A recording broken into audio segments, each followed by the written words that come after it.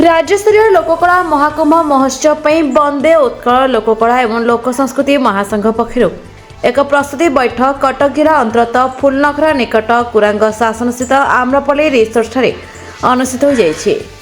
महासंघर कटक जिला सभापति मागुणीचरण राउत अध्यक्षत आयोजित बैठक में वंदे उत्कल लोककला एवं लोक संस्कृति महासंघर राज्य सभापति विजय कुमार मिश्र,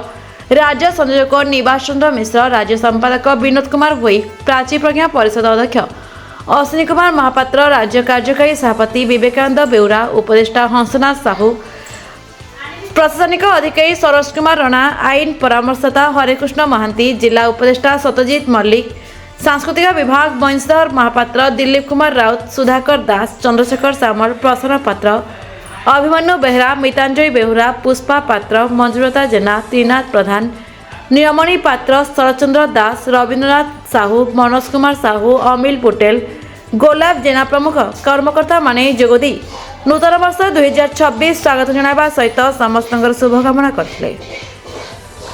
महासंघर प्रस्तावित विभिन्न आभिमुख्य एवं कार्यधारा उपरे आलोचना कर जायतिला।